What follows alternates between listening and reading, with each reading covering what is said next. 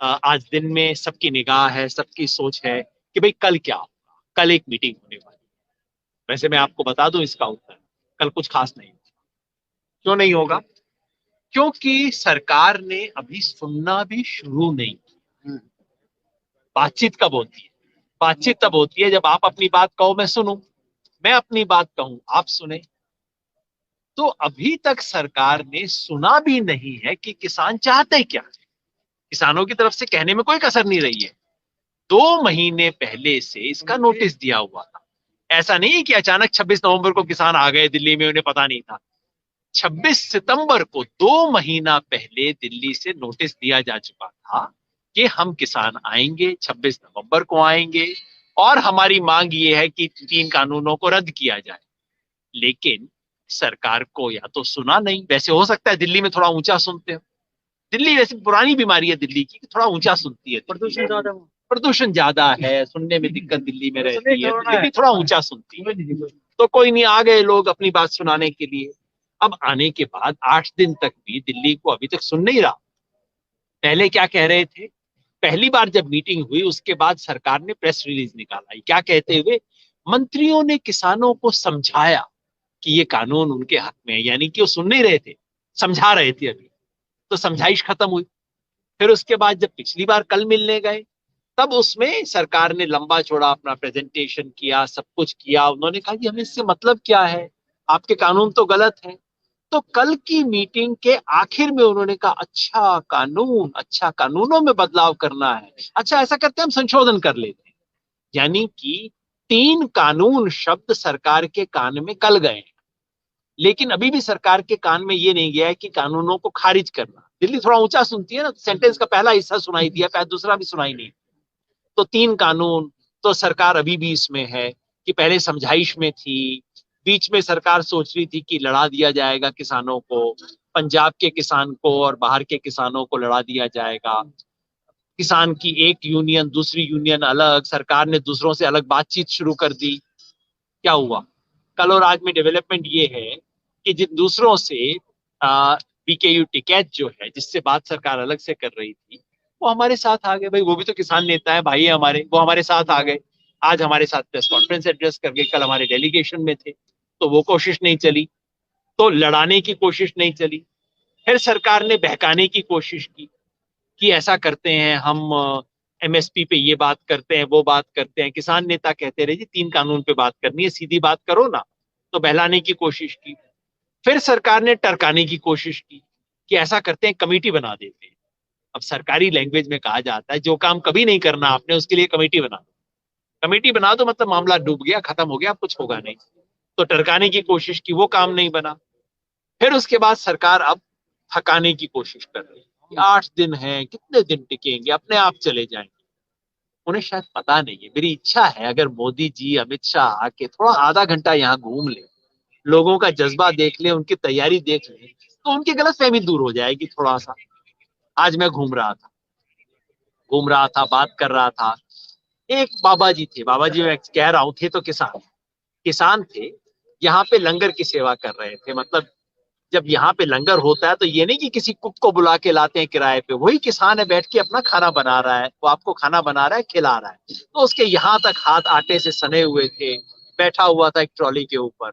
मैंने जाके पूछा, आप बात की, कहाँ से आए हो, क्या कुछ है? बताया उसने क्यों आए हैं।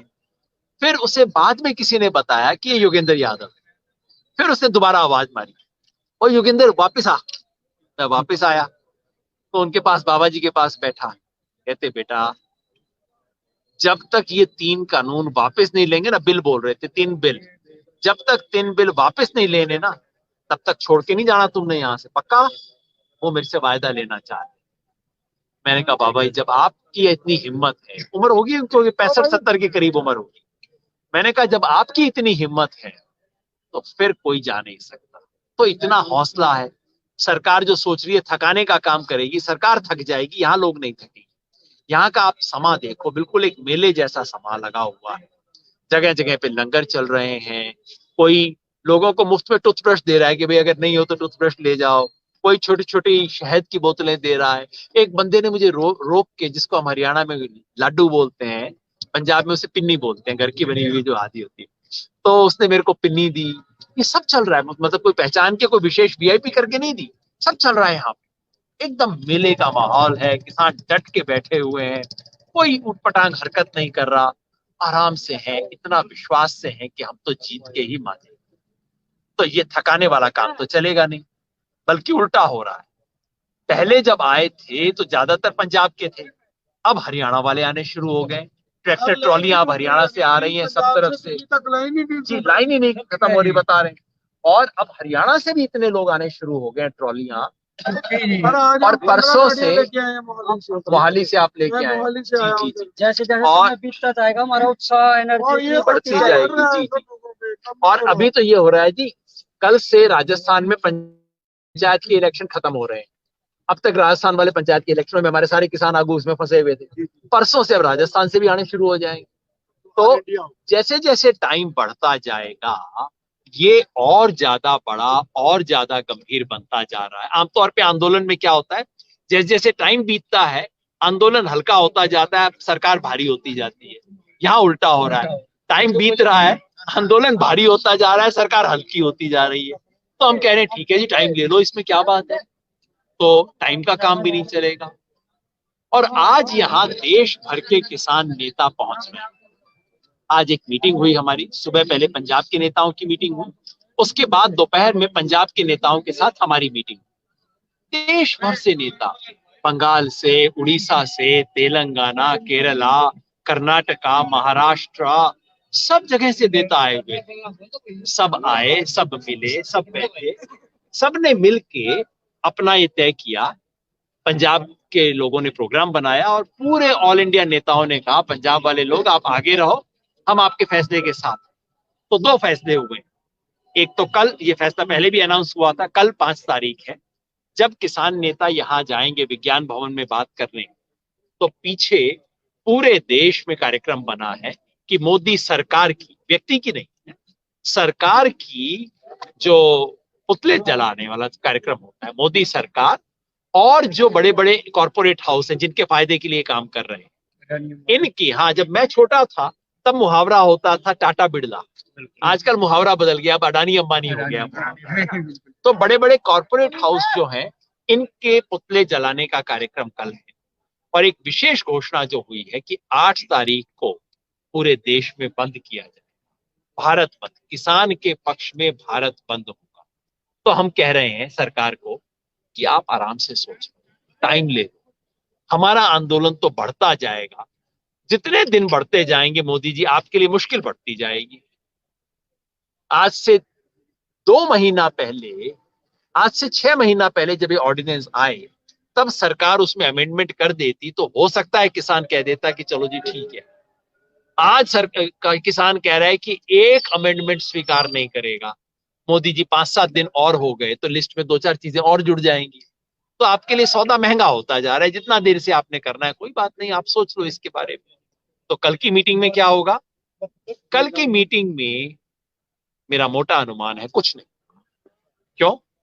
क्योंकि किसान नेताओं ने स्पष्ट मन बना लिया है कि कल जाके दो टोक बात करेंगे सरकार से कि भाई आप इन कानूनों को वापस लेने को तैयार हो कि नहीं। सरकार अभी तो तैयार है नहीं, सरकार ने कोई मन बनाया नहीं है, इसलिए मुझे नहीं लगता कल की मीटिंग से कुछ खास निकलने वाला है।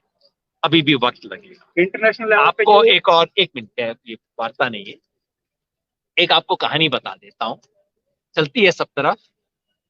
ये है 99 प्याज और 100 जूते वाली कहानी। एक आदमी को सजा मिली, गांव वालों ने, पंचायत ने सजा दी, कहा भाई कि तू या तो 100 प्याज खा ले या 100 जूते खा ले। उसने कहा जी प्याज खाऊंगा। खाने लगा 99 प्याज आते आते उसका हो गया बस, और नहीं।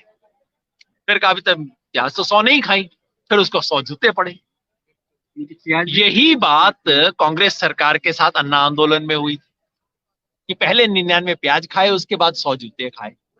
और मुझे लगता है यही चीज अब मोदी जी के साथ हो रही है कि पहले तो सारा कुछ करके देख लिया, अपना अहंकार, जबरदस्ती, ये सब, आंसू गैस और सबको चला के देख लिया, वो काम नहीं आया।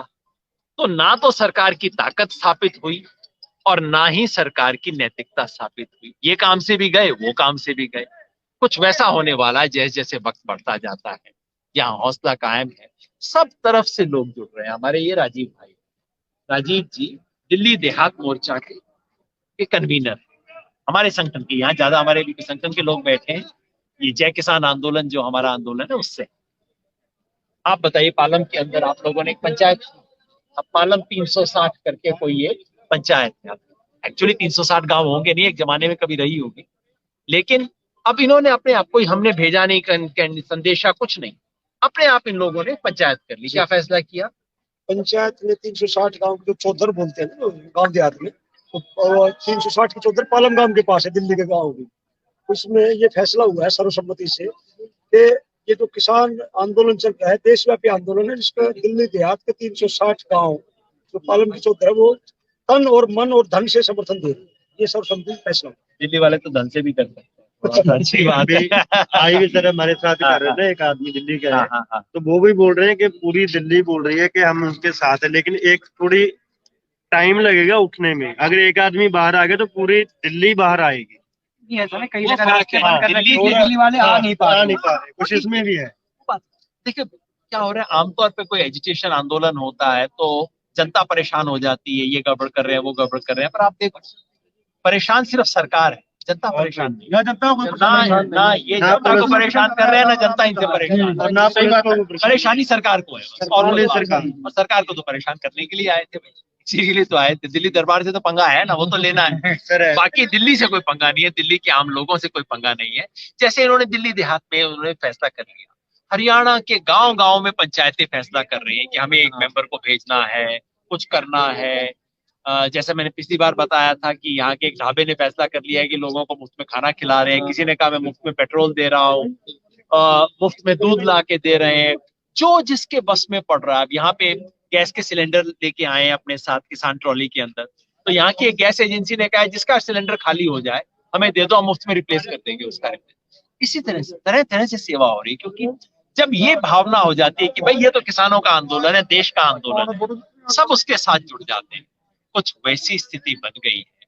8वां दिन है, आंदोलन अपने जोर पे है, हौसला सबका कायम है, सबको उम्मीद है कि कल कुछ होगा, लेकिन सबका हौसला है कि कुछ भी नहीं होगा, फिर भी हम तो यहाँ पे कायम है। जैसे वो बाबा जी ने कहा, मेरे को बहुत उनकी बात मन में लग गई। बाबा जी की आंख से आंसू आ रहे। उन्होंने कहा बेटा, अपनी पंजाबी, मैं तो पंजाबी समझता हूँ, तो उन्होंने कहा कि ये आजादी की दूसरी लड़ाई है बेटा, हार के नहीं जाना। और मुझे लगता है कि इस आंदोलन की सबसे बड़ी बात यह है कि ऊपर के लोग इस आंदोलन को नहीं चला रहे, नीचे से आंदोलन चल रहा है। वो जो बाबा जी की आवाज है वो इस आंदोलन को चला रही है कि हार के नहीं आना, ये लड़ाई लड़नी है। और ये सिर्फ कोई 3 कानून का मामला अब नहीं है। आज की मीटिंग में तमाम किसान नेताओं ने कहा कि जी अगर इस आंदोलन में हम हार गए ना तो 20 साल तक इस देश में कोई किसान आंदोलन खड़ा नहीं हो सकता, और अगर इसमें जीत गए तो किसान की बात को आगे किसी और बात को भी कोई टाल नहीं सकता। तो अब तो ये इस इज्जत का सवाल बन गया है कि किसान इस देश में अपनी बात सुना सकता है कि नहीं सुना सकता, और किसानों ने बना लिया है, और इसमें जीत किसानों की हो। कल आपको क्या खबर आएगी? कल खबर आएगी वार्ता बेनतीजा, मेरा ऐसा अनुमान।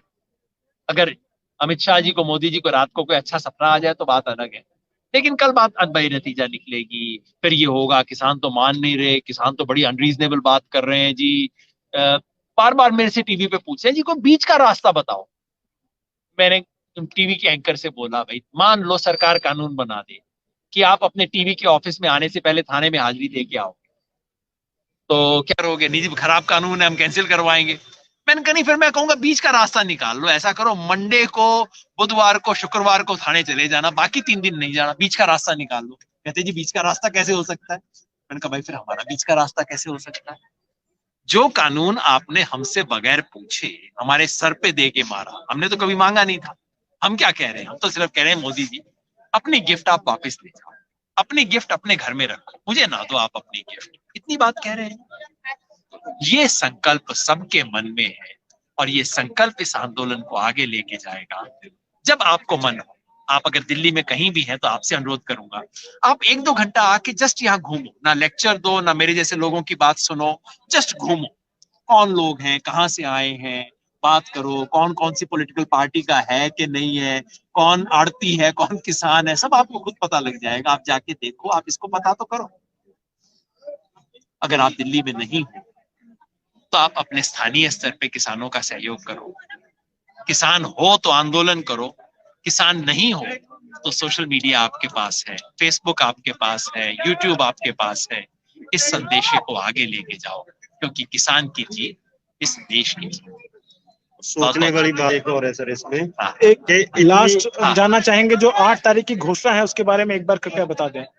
8 तारीख को भारत बंद की घोषणा की गई है। भारत बंद का मतलब पूरा भारत बंद। जब किसान फैसला कर लेता है कि भारत बंद, तो भारत बंद होगा ही। आज घोषणा हुई है, अगले 2-3 दिन तैयारी होगी और उससे सरकार को एक एहसास हो जाएगा, एक घंटी बज जाएगी कि भाई अभी तक सरकार की गलतफहमी ना सिर्फ पंजाब, अब कहते नहीं सिर्फ पंजाब और हरियाणा। जब 8 तारीख को देख लेंगे कि देश भर में असर हुआ है, तो सरकार को थोड़ा सुनना शुरू हो जाएगा। दरअसल क्या है, सरकार के कान में थोड़ा मोम फंस गया है, बेचारों को थोड़ा मुश्किल से सुन रहा है। तो ये सब सरकार के कान से मोम निकालने की कोशिश। मुझे उम्मीद है कि मोम निकलेगा, उनको सुनाई